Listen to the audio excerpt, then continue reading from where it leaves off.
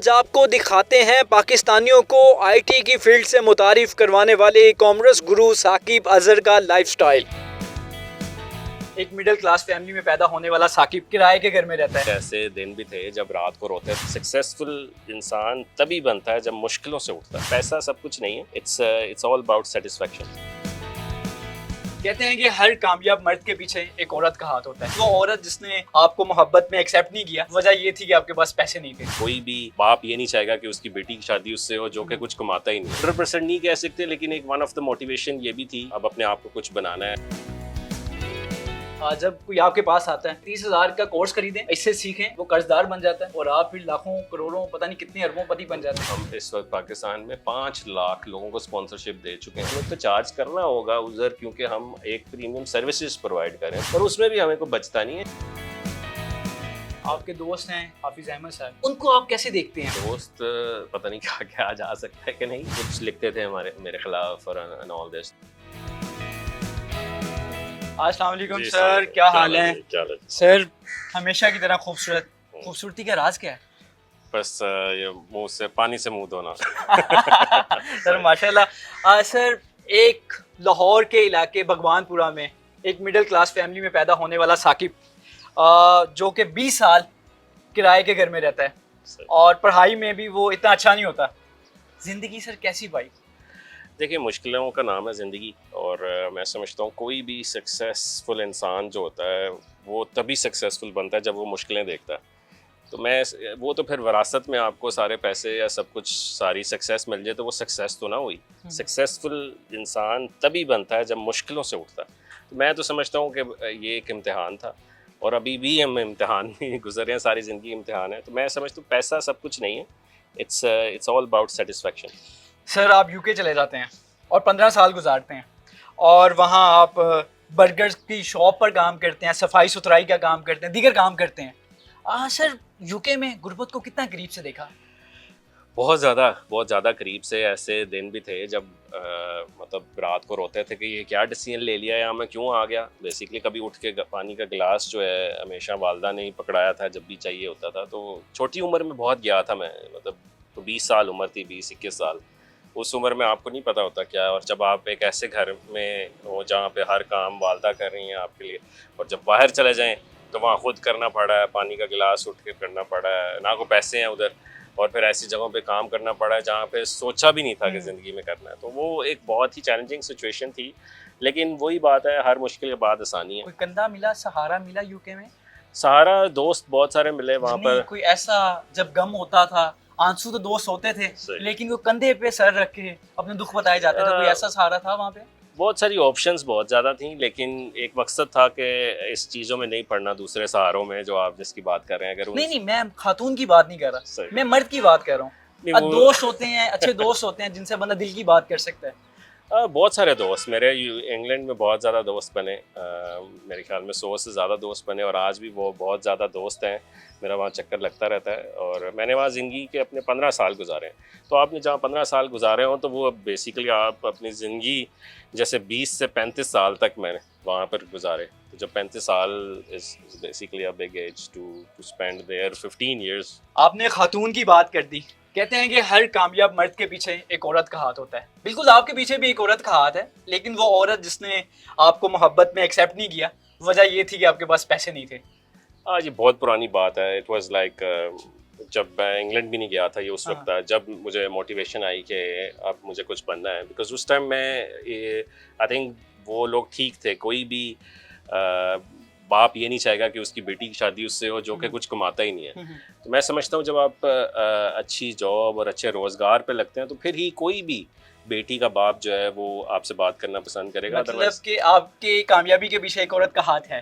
100% नहीं कह सकते, लेकिन एक वन ऑफ द मोटिवेशन ये भी थी कि अब अपने आप को कुछ बनाना है और इन चीज़ों से निकलना है। सर आपके बेशुमार तारुफात हैं।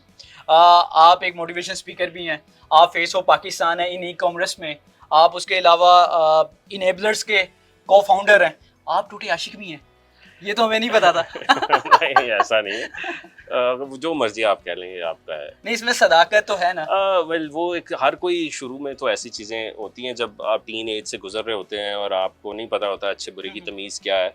उस टाइम तो नहीं जैसे आज इतने हज़ारों सिखाने वाले हैं, उस टाइम तो कोई सिखाने वाले ऐसी चीज़ें नहीं थी। तो उस टाइम आई थिंक एक लड़कपन था, एक नासमझी का दौर था। आज का साकिब अजहर शायद किसी तारुफ का मोहताज नहीं है, लेकिन बचपन का साकिब अजहर कैसा था? शरारती था, नोटी था, कैसा था? मैं बहुत ज़्यादा शरारती था। मैं अपनी स्कूल में, क्लास में, कॉलेजेस में अगर सबसे शरारती बच्चा पूछा जाता था तो वो मेरा ही नाम था।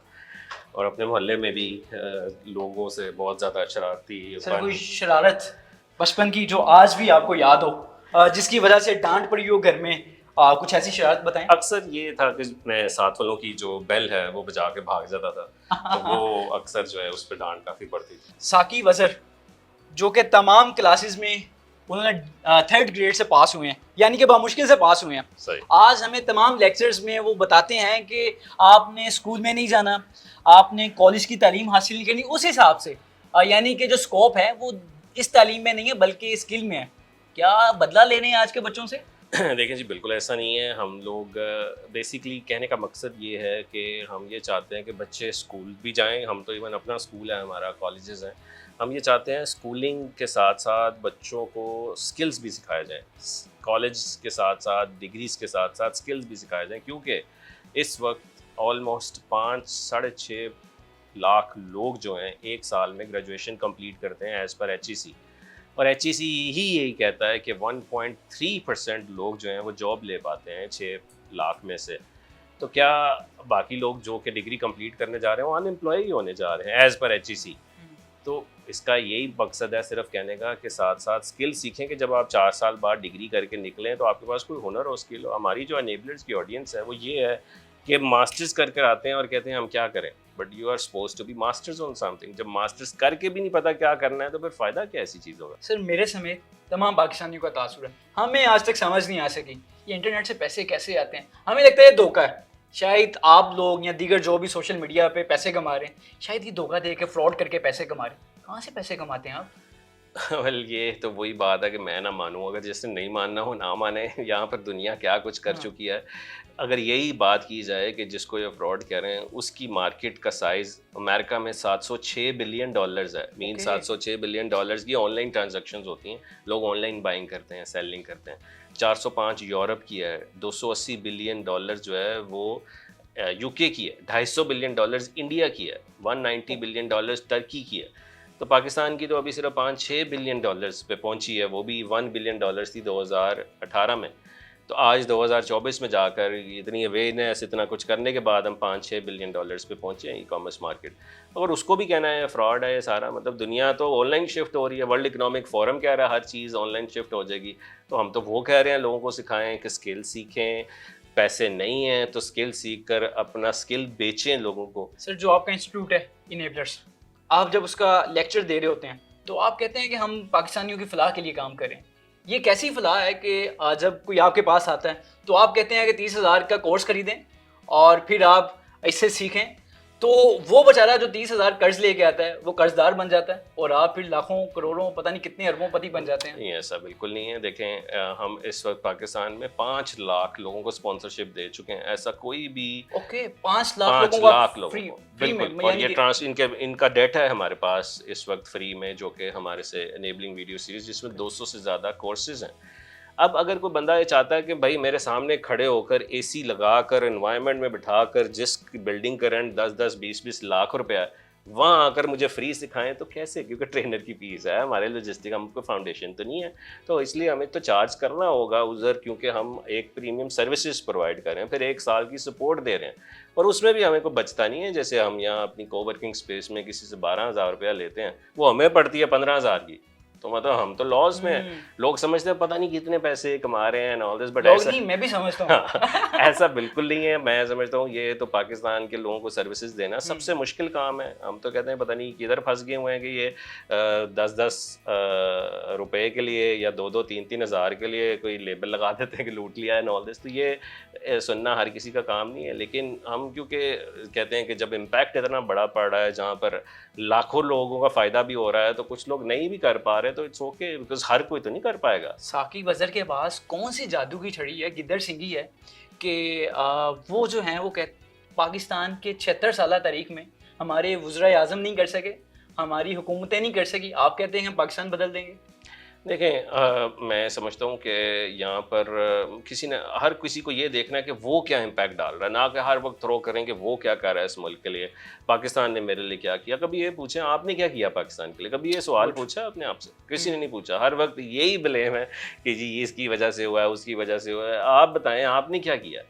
तो ये चीज़ जब माइंड में हो कि हम जो अपनी कैपेसिटी में कर सकते हैं वो हम करें। हर वक्त तो रोना नहीं, रोते रहना कि कंप्लेन मोड में ही रहें कि जी मुल्क के हालात ऐसे हैं मुआशी। Yes we all know, but we have to go through, we have to continue doing this. ये नहीं है सोशल मीडिया पे आकर जैसे लोग हर वक्त ही तनकीद का निशाना बना दे। अच्छी मतलब बुरी बात भी है, अच्छी बात भी है कि आप अपनी राय का इजहार कर रहे हैं, लेकिन हर वक्त ही बेसिकली इस चीज़ को रोना नहीं, अब देखना है कि कैसे अपनी लाइफ को चेंज करना है। आप कहाँ से पैसे कमाते हैं? मैं 2010 से खुद अमेज़ॉन का सेलर हूँ, ई कॉमर्स का सेलर हूँ। 2010 से आज तक मतलब 2024 है, तो तकरीबन 24 साल से we are selling online on Amazon. अब तो टिकटॉक शॉप पे अपना शॉपिफाई स्टोर्स हैं, पूरी दुनिया में हम सेल करते हैं डिफरेंट प्रोडक्ट्स। तो हमारे बहुत सारे ब्रांड्स हैं। So this is where we actually get the money. Sir बहुत सारे लोग ऐसे हैं जिन्होंने शायद लाखों ना देखे हों, लेकिन वो बता देते हैं कि लाखों कैसे कमाए जाएं। कैसे बता देते हैं? देखें, अब ये तो हर किसी की मेंटालिटी पे डिपेंड करता है। मैं समझता हूँ कि अगर नॉलेज शेयर करेंगे, लोगों को अपने राज बताएंगे, तो ये कभी ये नहीं होता कि आपकी दुकान बंद हो जाएगी। आपके दोस्त हैं और बड़े मशहूर पॉडकास्टर हैं हाफिज़ अहमद साहब, कहीं ना कहीं आपसे इख्तलाफात भी माजी में हुए हैं, उनको आप कैसे देखते हैं? हमने देखा है कि वो भी तरीका बताते हैं कि पैसे कमाते हैं ऐसे, लेकिन लोग कहते हैं कि वो सिर्फ और सिर्फ हकीकत पर मबनी नहीं है, उनकी अपनी सक्सेस स्टोरी नहीं है। आपके तो दोस्त हैं, क्या वाकईतन ऐसा है? देखिए दोस्त, पता नहीं किस दोस्त के क्या क्या जा सकता है कि नहीं, बट दोस्त वो होता है जिसके साथ आप बैठे हो और ना भी बात कर रहे हो तो आपको अच्छा लग रहा हो। बेशक, दोस्त वाह। वो होता है। तो मैं नहीं समझता कि अभी ऐसी दोस्ती है। ज़रूर पुराने ज़माने में काफ़ी बातें होती रहीं। हम हमारे कुछ सेमिनार्स अटेंड किए उन्होंने 2018 में आए जब हमने यहाँ पर एक तहरीक का आगाज़ किया। तो उस दौरान ही मुलाकात हुई जब सेमिनार में सामने बैठे होते थे। फिर कुछ उन्होंने हेल्प ली एंड ऑल दिस। फिर पिछले दिनों मैंने एक इंटरव्यू भी किया उनके साथ और उन्होंने कुछ ऐसी चीज़ें की जो पे उन्होंने पब्लिकली अपॉलजी भी की, जो कि बड़ा अच्छा लगा मुझे कि वो कुछ लिखते थे मेरे ख़िलाफ़ और एंड ऑल दिस। तो फिर उन्होंने जाकर इस चीज़ को एक्सेप्ट किया कि वो एक बचपन का दौर था या समथिंग। तो इसलिए I forget everything and then जहाँ भी मिले अच्छी बात होगी। लेकिन मैं वो तो लोगों की ओपिनियन है, मुझे नहीं पता वो क्या ऑफ़र करते हैं, कैसे एक एज करते अ हैं। उस्ताद, आप सर ई कॉमर्स का फेस है पाकिस्तान का, सही। तो आपको भी नज़र आ रहा होगा कि पाकिस्तान में कौन से लोग बेहतर कर रहे हैं, कौन से गलत कर रहे हैं। अगर मैं आपको कुछ नाम बताऊं, आप उनमें मुझे ये बता दें कि रॉन्ग नंबर राइट नंबर कौन है। अब मुझे वैसे क्योंकि सर देखने वालों को बहुत क्लैरिफिकेशन हो सकती है। मैं कुछ नाम आपके सामने रखूं? नहीं, मैं वैसे कोई ऐसा हूँ नहीं जो कि मैं ओपिनियन किसी के बारे में दे नहीं, सकूँ। वैसे आपकी परसेप्शन भी नहीं लेते, आप सुजेशन दे दें कि लोगों को, देखने वालों को। अगर मैं सादा अल्फाज में ले लूँ, आज़ाद चाय वाला, ये अच्छा काम कर रहे हैं, बिजनेस के बारे में वो बताते हैं लोगों को कि किस तरह से बिजनेस। रेहान अल्लाह वाला, आई थिंक मैं रियान अल्लाह वाला का तो फ़ैन हूँ बहुत ज़्यादा। आई थिंक मैं उनसे बहुत दफ़ा मिला हूँ और ऐसा हम्बल इंसान मैंने नहीं अभी तक देखा पाकिस्तान में। और फिर हाफिज़ अहमद। आई थिंक उनका अच्छा टैलेंट है, ही इज़ गुड। नहीं, ई कॉमर्स में ई कॉमर्स में मैं उनको ज़्यादा नहीं जानता। शुरू में जानता था 2019-20 में, और को 3-4 सालों से मुझे नहीं पता वो क्या है ई कॉमर्स। एक अच्छे उस्ताद हैं। मैं ये भी नहीं देख सका, मैं कैसे ओपिनियन उनके बारे में दे दूं जब मुझे पता नहीं है। अगर हमने किसी को परखना है कि कौन अच्छा उस्ताद है, तो हम कैसे परखें? आई थिंक उस्ताद वो होता है जो आपको 2-3 महीने का प्रोग्राम करने के बाद छोड़ ना दे। वो वो आपके साथ चले एटलीस्ट 6 महीने साल तक चले, और तब तक चले जब तक आपकी मुश्किलें जो हैं वो दूर नहीं हो पाती और आपकी मुश्किलों में आपके साथ खड़ा हो। हमने देखा है कि माजी में इंटरनेट बंद हो गया था पाकिस्तान में, उसके अलावा अब भी इंटरनेट बंद होने जा रहा है 2 दिन बाद। तो सर इंटरनेट बंद होने से ई कॉमर्स या दीगर जो इंटरनेट से पैसे कमा रहे हैं उनको कितना नुकसान होता है?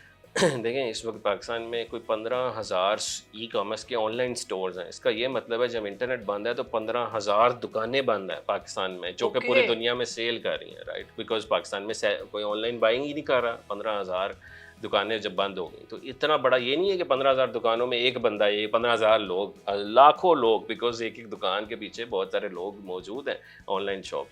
अगर आप फूड पांडा की बात करें या कोई भी ऐसी डिलीवरी ऐप की बात करें जिसमें लोग फूड डिलीवर करते हैं, उसमें 1,60,000 इस वक्त पाकिस्तान में डिलीवरी ड्राइवर्स हैं। तो उनको ऑर्डर्स आना बंद हो गए क्योंकि इंटरनेट से ही ऑर्डर करना है सब ने। 1,60,000 लोग बेरोज़गार हो गए जी उस वक्त फ़ौरन से। इस वक्त 7.5 लाख पेमेंट पॉइंट्स हैं जहाँ पे लोग जो हैं पेमेंट्स करते हैं एक दूसरे की कोई भी ट्रांजैक्शंस के लिए, उसके लिए इंटरनेट चाहिए होता है, वो भी बंद हो गया। सर बड़े मुहज़्ज़ब पाकिस्तानी हैं आप। आपने सीट बेल्ट लगा ली, क्या ये वजह है कि आप लंदन में रहे हैं या क्या वजह है इसके पीछे? आई थिंक इसके पीछे ये वजह है कि जैसे मैं आपको कहा कि हम खुद में क्या चेंज लाते हैं जो हम लोगों में चेंज देखना चाहते हैं। सबसे पहले तो लोग ये कहते हैं जी ये तो सिग्नल की पाबंदी नहीं लोग करते, लेकिन उनसे क्वेश्चन है क्या आप खुद करते हैं? हम कहते हैं जी वो लोग जो हैं सीट बेल्ट नहीं पहनते, क्या आप खुद पहनते हैं? तो पहले खुद अपने आप को चेंज करना है, फिर एक्सपेक्ट करना है दोस्त। ये लोग रास्ता नहीं देते, क्या आप लोग रास्ता देते हैं? लोग खुद भी रास्ता नहीं किसी को देते। तो मकसद है कि ये छोटी छोटी चीज़ें हैं जो कि एक आप अपने में चेंज लाएंगे तो 5 लोग शायद देखकर आप अपने में चेंज ले आएँ और एक चेंज जो है वो चेन बनती जाए। साकिब अज़हर हसरत बड़ी आंख से गाड़ियों को देखते थे, आज अल्लाह ने गाड़ी भी दे दिया। सर सबसे पहली गाड़ी कौन सी खरीदी थी आपने? एक तो सबसे बड़ी बात कि मैंने कभी हसरत से नहीं देखा कि ये मेरे पास नहीं है कोई चीज़, या मुझे कभी ये उस चीज़ की लालच नहीं हुई कि मेरे पास ऐसा क्यों मैंने नहीं आपका एक इंटरव्यू सुना जिसमें आपने कहा कि हम सोचा करते थे कि हम भी गाड़ी में बैठेंगे, है। बिल्कुल ऐसे। तो वो कहीं ना कहीं हसरत भरी हो जाती है। तो फिर सर वो पहली गाड़ी कौन सी खरीदी पहली थी गाड़ी हमारे पास थी एक FX थी, मुझे Okay. याद है जब हमने एज अ फैमिली ली थी, और FX 1 लाख रुपए की आई थी उस वक्त। आपने? ओके, ये कब की बात है? ये कोई 2000 मेरे ख्याल में 2000 ऑलमोस्ट 5-6 की बात है। ओके। सर अब मैं चलता हूँ कि आईटी की फील्ड की तरफ। सर अगर आपको गवर्नमेंट कहे कि हम आपकी स्ट्रेटजी पे चलते हैं तो कितने सालों में आप पाकिस्तान का कर्जा उतार देंगे, कितने सालों में आप पाकिस्तान को तरक्की की तरफ लेकर चले जाएंगे? देखिए सबसे पहले तो पाकिस्तान की गवर्नमेंट को क्या चाहिए? पाकिस्तान की गवर्नमेंट को ये चाहिए कि यहाँ पर मुआशी इस्तेकाम लेकर आए। मुआशी इस्तेकाम तब आता है जब लोगों को ईज़ ऑफ बिज़नेस फराहम किया जाता है। ईज़ ऑफ बिज़नेस मीन्स कि यहाँ पर कोई बिज़नेस डॉलर्स की एक्टिविटी हो रही है, लोग बिजनेसेस कर रहे हैं, ट्रांजैक्शंस हो रही हैं और एक हेल्थी इन्वायरमेंट है। अब यहाँ पर मुश्किलात पे मुश्किलात क्रिएट की जाती हैं। सबसे पहले अगर मैं आपको जैसे एक एग्जांपल दूँ, जैसे इस वक्त हमारे 18 लाख फॉर एग्जांपल मेंबर हैं। 18 लाख मेंबर्स में से अगर हम कहें कि वर्स्ट केस सिनेरियो के 1,80,000 1% लोग जो हैं वो कमा रहे हैं हमारी कम्युनिटी से। अगर कोई हमें बहुत ही नफरत करता है तो ये Okay. कहेगा। और 1,80,000 में से हम कहें कि एज एन एवरेज जो एक वर्स्ट केस जो है वो $700 एक बच्चा कमा रहा है 1 लाख से, वो बन जाता है $12 करोड़। 12 करोड़ डॉलर Almost, महाना? महाना। मतलब ये वर्स्ट केस मैंने आपको एग्जांपल दी। जी जी। तो आप ये $12 करोड़ जो हैं ये बहुत सारे लोग जो हैं पाकिस्तान नहीं लेकर आ रहे। मेरे ख्याल में कोई 70-80% लोग जो हैं वो बाहर ही पैसा रखते हैं क्योंकि उनको पता है पाकिस्तान लेकर आएंगे तो एक तो यहाँ पे अलग टैक्स पड़ेगा। अगर हम देखें अपने हमसाया मुल्क इंडिया की तरफ देखें या दीगर ममालिक की तरफ देखें, आपको क्या लगता है कि वो क्यों आईटी में तरक्की कर रहे हैं हमारी निस्बत? आई थिंक 2 वजूहत हैं। एक तो सबसे बड़ी चीज़ कि उनका एजुकेशन सिस्टम जो है वो बहुत स्ट्रॉन्ग है। They are linking academia with industry. Pakistan में इसका कोई कॉन्सेप्ट ही नहीं है। वो सिर्फ वो नारों में है, बुक्स में, हवाओं में है, लेकिन प्रैक्टिकल अप्रोच ऐसी है ही नहीं कि एकेडेमिया का लिंकेज। इसका मतलब ये है कि जब एक बच्चा डिग्री करके बाहर निकलता है तो उसको कोई आइडिया नहीं होता कि इंडस्ट्री में होता क्या, असल काम क्या है। तो एक तो ये है। दूसरी बड़ी चीज़ कि एक्सपोजर ही नहीं है। एक्सपोजर ये तब होता है जहाँ पे बेसिकली बहुत सारी एक आईटी का इन्वायरमेंट होता है।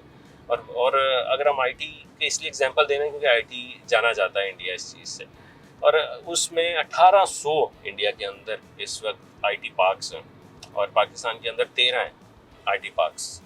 तो आप इमेजिन करें कि प्रायोरिटीज़ क्या हैं। सर अब गवर्नमेंट जो है वो आईटी हाउसेज बनाने जा रही है, आपसे मशावरत की है कि कैसे उसको चलाएंगे, कैसे रन किया जाएगा?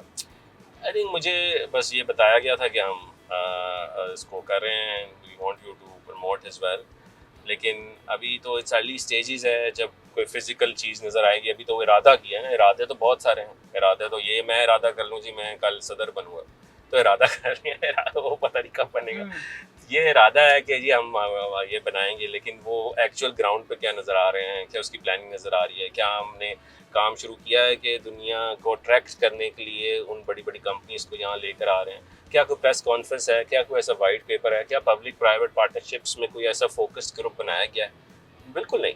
तो ये चीज़ जो है मैटर करती है। दावे तो हर कोई कर लेता है।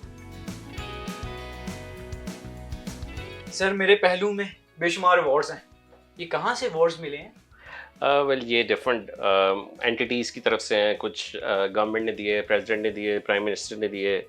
कुछ ऐसे अवार्ड्स हैं जो कि बेस्ट ऑर्गेनाइजेशन के हमें मिले, बेस्ट ई कॉमर्स ब्रांड के मिले, स्कूल्स के मिले, emerging brand of the year, fastest brand of the year. तो इस तरह की चीज़ें ये और कुछ फेस ऑफ पाकिस्तान भी आपको कहा जाता है, ये भी उसमें वो भी मिला award। कि यूथ की तरफ से मिला कि फेस ऑफ यूथ भी मुझे 2020-21 में शायद मिला। तो ये सिलसिला जो है ये पूरा ये चलता ही जा रहा है। कोई ऐसा अवार्ड जो आपको बहुत पसंद हो, जो आप समझें कि ये मेरे आई लिए थिंक बड़ा- ये एक ऐसा अवार्ड है जो मुझे पाकिस्तान, श्रीलंका, इंडिया और बांग्लादेश में से यूथ को नॉमिनेट किया गया था, तो उसमें से मुझे चूज़ किया गया। माशाल्लाह। मैं अमेरिका था उस वक्त, तो मैं नहीं जा सका वहाँ पर बांग्लादेश और श्रीलंका में कलेक्ट करने, तो उन्होंने फिर मुझे इसको भेजा, तो इसलिए मेरे करीब में है कि पाकिस्तान के बंदे को चूज़ किया गया। सर इमरान खान साहिब की तरफ से भी अवार्ड मिला है, ये कौन सा अवार्ड है जो आपको और ये- किस मौका पे मिला था? ये एक पंजाब गवर्नमेंट ने एक तहरीक चलाई थी, तालीम और हुनर साथ साथ। तो जिन लोगों ने पाकिस्तान में स्किल्स को इनकरेज किया और स्किल्स को बहुत प्रमोट किया, यूथ को अपने पाँव पे खड़ा किया, तो उन लोगों को चूज़ किया गया था। तो उस वक्त इमरान खान वज़ीर आज़म थे, तो उन्होंने फिर ये मुझे अवार्ड दिया उस वक्त। और आपके पास ये पोर्ट्रेट्स भी मौजूद हैं, ये फैंस हैं, ये स्टूडेंट्स हैं, ये किन्होंने बनाए हैं? ये मेरे कुछ स्टूडेंट्स हैं जिन्होंने मुझे, आई थिंक भावलपुर के थे, ये लाहौर के थे, ये भी लाहौर, ये कराची की थी। तो उन वो बहुत अच्छी पेंटिंग करते थे। तो हमारे स्टूडेंट्स कामयाब होते हैं, कुछ जो कामयाब होते हैं वो याद रखते हैं, कुछ होते हैं वो समझते हैं कि बस सर कोई हमारी proud moment? Well proud moment यही है अभी तक। तो मैं समझता हूँ कि जो लोग अपनी लाइफ को चेंज कर रहे हैं, this is a proud moment for me, कि मैंने कभी सोचा नहीं था कि इतने हज़ारों लाखों लोग जो हैं वो जुड़कर एक उससे फ़ायदा उठाएंगे। So this is very sort of proud moment for us कि something we are making an impact in the society. अच्छा साकिब साहब, मुझे ये बताएं कि मैं आपको कितना अरसा दूं कि मैं फिर लाखोंपति बन जाऊंगा? देखें, इसमें किसी की टाइमलाइन, हर किसी की टाइमलाइन डिफरेंट है। कोई 5 माह 6 माह मेहनत करने के बाद कामयाब हो जाता है, कोई साल बाद होता है, कोई 2 साल 3 साल। ये डटे रहना, ये एक सफ़र है, एक जर्नी है। कोई आपको कह दे जी मेरे पास आप 3-4 महीने लगा दो तो आप लाखों कमाएंगे, ये एक बहुत ही वेग स्टेटमेंट है। तो इसलिए हम ये चाहते हैं कि एटलीस्ट आप किसी भी फील्ड को चूज़ करें, अगर ई कॉमर्स को चूज़ करते हैं तो एटलीस्ट उसको 6 महीने से 1 साल ज़रूर दें। ये कोई रिच बिल्कुल नहीं है, इट टेक्स टाइम। ये कोई करोड़पति ऐसे डबल चावली गेम नहीं है कि आपने पैसे लगाए और आपको डबल हो जाए पैसे। इस मेहनत है, एक बिज़नेस डेवलप करते करते टाइम लगता है, सारी ज़िंदगी जॉब्स भी करते ही हैं। तो ये एक बिज़नेस डेवलप करने जा रहे हैं, तो और स्किल्स सीख कर अपनी सर्विसेज देने जा रहे हैं। तो एक विजन हो 2-3 साल, तो मैं समझता हूँ हमारा अगर सक्सेस रेट देखा जाए, तो अगर कोई हमारे इधर कोवर्किंग स्पेस में 1 साल गुजारता है, तो हमने देखा कि 90% 100 में से ऐसे लोग हैं जो कि अपने पाँव पे खड़े हो जाते हैं। तो ये कि 1 साल as an average is a good time to be standing on your feet.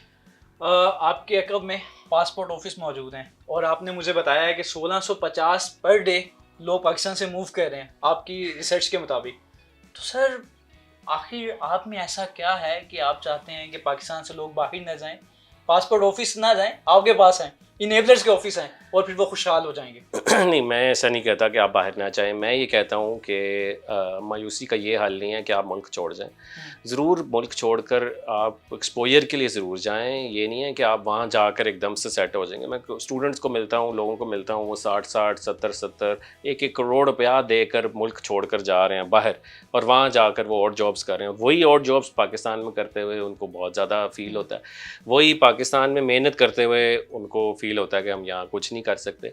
मकसद सिर्फ यही है कि बाहर की ज़िंदगी आसान नहीं है। जो लोग ये समझते हैं कि दरख्तों पे वहाँ पैसे लगे हैं, मैं वहाँ 15 साल रहा हूँ, सो मुझे पता है वहाँ पे कितनी मेहनत करनी पड़ेगी आप, और वहाँ भी पूरी दुनिया में ही इन्फ्लेशन और हालात ख़राब हैं। तो जो बंदा 60 70 80 लाख रुपया लगा के बाहर जा रहा है, तो वो पाकिस्तान में 10-20 लाख रुपए के 2-3 बिजनेस भी फेल कर ले करके, तो उसको ज़्यादा लर्निंग है एज़ कम्पेयर टू वो अपनी पूरी ज़िंदगी वहाँ जाएँ। जब आप सेट हो जाएँ, वर्क परमिट है तो वर्क परमिट पे जाएँ, स्टूडेंट वीज़ों पे जाना, फिर वहाँ पर एक और जॉब्स करना, लिमिटेशन में रहना, यहाँ से कर्ज़े उठाना। तो मैं ये नहीं कह रहा कि आप सब कुछ छोड़कर आप जो है हमारे पास आ जाएँ। मकसद ये है कि यहाँ पे कोई बिज़नेस कर लें, फेल हो जाता है तो सीखा आपने। Sir thank you so much आपके कीमती वक्त का, और आपने जो आगाही दी है मुझे लगता है वो इस वक्त बहुत अहम थी। बहुत सारे ऐसे लोग हैं, मैंने वो सवालात आपके सामने रखने की भरपूर कोशिश की जो कि हमारे माशरे में आपके बारे में और ई कॉमर्स से पैसे कमाने यानी इंटरनेट से पैसे कमाने के बारे में बहुत सारे स्कैम्स की बात होती थी, बहुत सारी चैमगोइयाँ की जाती थी। ये हकीकत नहीं है, लेकिन वो सवालात आपने सारे हमारे देखने वालों तक पहुँचाए। बहुत शुक्रिया दोबारा। साकिब अज़हर ये एक नाम नहीं है, बल्कि मुझे लगता है कि एक कहानी है। ये एक मशाल राह है जो कि आज भी नौजवानों को भरपूर तरीके से वो राह दिखाती है कि अब आसानी वो अपनी मंजिल तक पहुंच सकता है। सालों का जो सफ़र है वो महीनों में हो सकता है तय, अगर मैं इसको गलत ना हो तो। इसी पर मुझे और साकिब अज़हर साहब को दीजिए इजाज़त। अल्लाह निगहबान।